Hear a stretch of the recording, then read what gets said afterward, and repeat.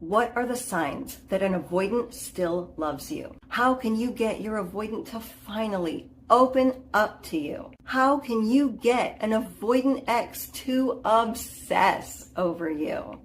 If you clicked on this video trying to solve these mysteries, I know exactly how you feel, because only a few short years ago, I sat exactly where you're sitting right now. Hello friends, my name is Maria, and for almost 20 years, this is what my love life looked like, and let me know if you can relate. If there was a guy playing hot and cold with me, I would spend hours, sometimes late into the night, researching why he was the way that he was, and trying to find ways that I could be there for him, even though at times he treated me like he didn't care if I was there at all. Breadcrumbers, avoidants, and emotionally unavailable people are the eternal questions we desperately want answered, and yeah, I have found ways to get them back. So if you're ready to dive in and finally solve the great avoidant mystery, then grab that bottle of nail polish and let's talk.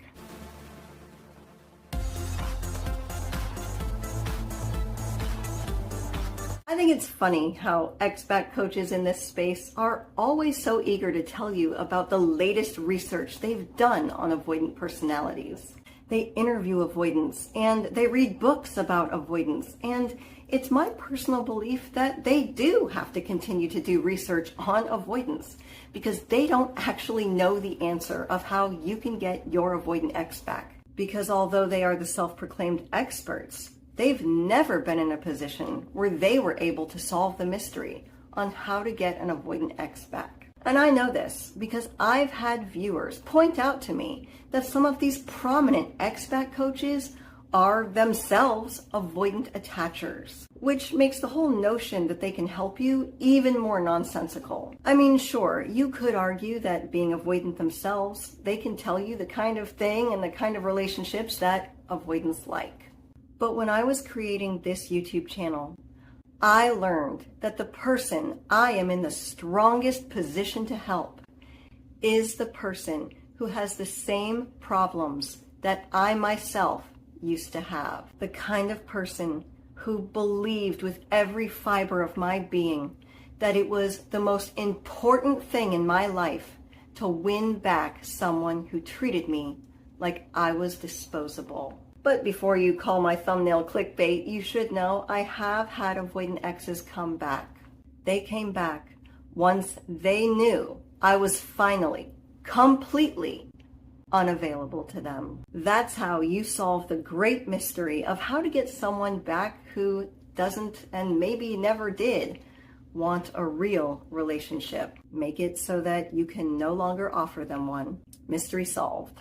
It's almost as if coaches who tell you you need to make sure you are always there for an unhealed avoidant are giving you the exact wrong advice. Expat coaches who identify as avoidants themselves have no business trying to teach you how to get an avoidant back, because they have never had the real world experience of being an anxious person trying desperately to get an avoidant back into their lives. They've never worked out the problem and solved it from your point of view. They don't know how to solve your problem because life has never forced them to have to solve it themselves. If someone comes back to you ready and eager to work things out with you, it's because they were always meant to, not because some guru convinced you it's healthy to reach out every 21 days so your fearful avoidant ex knows you will always be there for them. The only thing these avoidant coaches can teach you how to do is become so emotionally beat down that you are okay accepting a half-love relationship. A relationship where you don't even feel free to be yourself.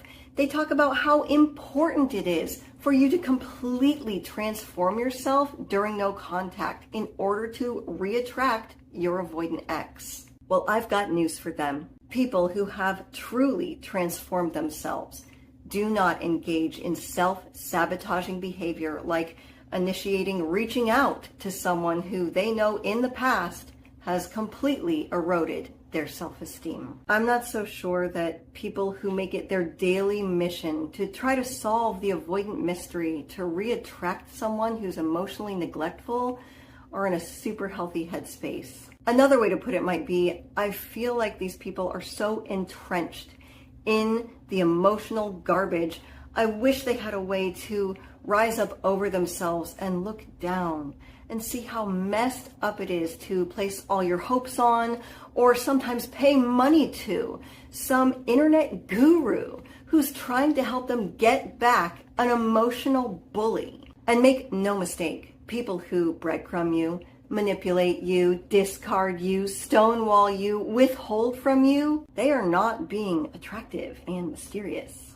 They are being emotional bullies. The right person doesn't keep how they feel about you some big mystery. They don't cause you to walk around on eggshells wondering if your text messages are too intrusive upon their day. Heck, if I send my partner 20 hilarious memes on a lunch break, I don't care. There's no weird anxiety happening in my gut wondering if I'm too much, because he has given me the security of knowing that he's happy to hear from me. It is not a sign of a secure relationship if you are constantly worried about, am I texting too much? Am I texting too little? Am I using too many emojis? Am I annoying them? The right person is always happy to hear from you, so text blast them in all of your glory. I do want to add, though, that although right now in my life I feel perfectly safe texting my partner with reckless abandon, I did not do that when we were in the beginning stages of our courtship. I learned that it takes time to know if someone is genuinely interested in what I have to say, and one big lesson that I learned that helped me get farther in my dating life is realizing that it's perfectly okay and even highly attractive to be a bit of a mystery. It's okay for people who have only been on a couple of dates with each other to hold back vulnerable information about themselves. I believe a lot of us on this channel could benefit from slowing down the dating process and waiting a little while longer before we begin divulging all of our past traumas and everything about ourselves to someone we don't really know yet. Maybe it's someone that we just have a hopeful feeling about, because dating is a process of getting to know people. And if you're coming into the dating world from a mindset of abundance and you're giving yourself permission to date a few people in order to try to find someone who is great for you, not just the first person you found that you're settling for, well, that turns dating into a numbers game, and more often than not, the situation's just not going to work out. And that's okay, because when you haven't spilled everything about yourself and maybe it doesn't work out, then the rejection feels so much less personal. I'm talking about you becoming a bit more of a mystery, because, if anything, to make sure that the other person is genuinely interested enough to continue to want to hear your story over a long period of time, even if you're not hooking up with them. Yet that's one big whopping clue, that they do like you for who you are, and they are serious about wanting to know where this relationship can go. They have real intentions. It does take a lifetime to get to know someone, but how they feel about you should never be a mystery. Someone who has fallen in love with you should be able to tell you that they love you. And if they don't feel safe enough to do that, then there is a big issue in the relationship that they should also be able to communicate. Whatever you do, do not let their communication style be a mystery. When you hear couples say, "We are so perfect for each other, we've never even had one fight," that is not a flex. If you rush in and you make a big commitment to someone or get pregnant with someone and you have not yet learned how they act when they're upset, really upset, you are setting yourself up for a potential disaster. You might find way too late that your relationship isn't as simpatico as you thought it was. It is so important to find out how the other person fights, and even more importantly than that, how they end the fight. We spend so much of our time trying to solve dating mysteries, but once you move past the trauma that could be keeping you from seeing the red flags, and you've gotten a breather and some time to reflect, I think you'll look back and realize that nothing was ever that complicated. You could say it becomes elementary, my dear Watson. If you're a woman and the man doesn't ask you out for a second date, he simply was not that interested. And that is okay, because you don't need to try to force a relationship with someone who is so lazy they won't even care the day that you finally get fed up and walk out. Forget that nonsense. Case closed. If you're a guy and maybe you met someone out somewhere, or you had a first date together, but now they're doing this thing where pretty quickly they're just not texting you back for like a week, yeah, that's the only clue you need. No one who has a crush on a guy takes a few days or a week to text back something ridiculous like, "Oh, hey, sorry, work's just been bananas." No, it doesn't happen. Or how about this? If they send you a breadcrumb text like "Happy Holidays" or something indirect, tell them, text them back, tell them that you're happy to hear from them, and ask them if they would like to catch up over a cup of coffee or dinner. If they make any excuse why they can't see you, mystery solved. That half-hearted text was not for your benefit. It was purely self-serving on their part. Because the person who is meant for you in this life always has time to meet you out for an ice cream cone. They just do. They make the time, or they suggest another time. But if you agree to the other time and they still blow you off, please don't waste any more of your precious time trying to solve the mystery of why. I know as humans, we like answers, but I promise you, in the bigger picture, it doesn't matter. Keep going forward and get busy with your next mission. I cannot describe to you how much I wish I had done that. The time I have personally spent trying to solve the mystery of other people's hangups, it's enough to make me want to vomit. Heck, it was enough to inspire me to start this YouTube channel. You know, one time I dated a guy for a year, and after we broke up, I found out that he didn't even know the name of my pet. My pet that I lived with and loved. Like, really? I'm spending my Sunday afternoon Googling how to get a hot and cold, fearful avoidant to obsess over me, and meanwhile, he's not even investing enough energy into this situationship to learn the name of my pet? But let's look at the clues. It was a situationship because he didn't want to commit. And there were times I could tell that he was holding back from me out of fear. But whether it was fear or disinterest, it doesn't matter. He just couldn't do it. And instead of solving my problem by walking away, I accepted the situationship, and that's what gave him free rein to treat me however he wanted, with no responsibility and no accountability. There you go. Mystery solved. And at the end of the day, all that time I spent trying to crack the case of these unavailable guys, essentially, I was trying to solve the mystery of why I was so unlovable. Oh, that is until the day that I got fed up with all of it. I sat down, painted my nails, and for the very first time took a realistic account of things I could be doing to sabotage my relationships. I began to try to solve the mystery of why men always dumped me, but they had no problem telling me, even after we broke up, that they found me physically attractive. So, you like the way I look, but you don't want to be with me? Dang. Welcome to the other half, where we know attraction is not just about looks. We also have to take care of the inner half. Because even in this superficial world, more often than you would think, people don't leave you because of the way you look on the outside.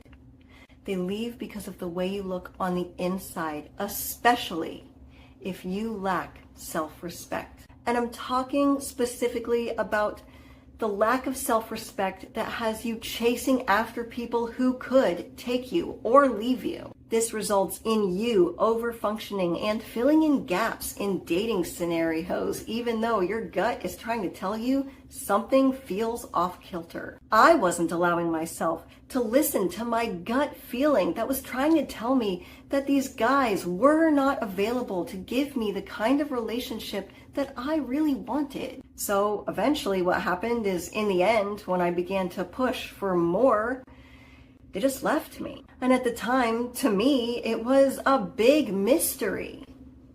But not anymore. Whether they actually loved me and they left out of fear or downright disinterest, once again, it doesn't matter. The only thing that matters is, does the other person value the relationship enough to fight for it? Viewer AR845 says, I have stopped being the one who's always researching someone else's issues. Videos about why narcissists are the way that they are, or how to act around an avoidant ex, and so on. Working more on myself means I won't be targeted by these individuals. They can be the ones to do the research on why they keep losing us. Well, damn. If you were here right now, I would hand you the microphone. But you totally get the message of this channel. Yeah, we do talk a lot about breakups, but it's also important to share lessons that we have learned from past relationships. And if you have a relationship story you would like to share so other viewers can learn from your past experience, I will go ahead and put the channel Gmail in the description down below. Because you will get past this breakup. That's why it's paramount to learn self-protection and build yourself up to the point where you're not going to be okay hanging around someone who only tears you down. You have been working hard to solve the mystery of you, and you have now invested so much into yourself that it won't be so easy for some toxic person to just come along and take away your positive self-image. You learn how to tell the difference between genuine, loving advice that is in your best interest from unnecessary, toxic criticism. And you reject negative labels from people like needy or annoying, especially from people who don't bother to invest enough into you to really get to know who you are. You'll begin to be able to feel when someone is just projecting their negative self-image upon you, because you'll know that they don't know you that well, including slimy expat coaches who don't know you or your situation, but are happy to take your money and keep you hooked perpetually on your ex and give you terrible advice like, if you and your ex ever start hanging out again, don't ever, ever, ever mention the breakup. They tell you that you're gonna have to start a brand new relationship in order to reattract your ex. This is a recipe for keeping you in constant suspense. Your anxiety will always get the better of you whenever you're around your ex, because there is still no clarification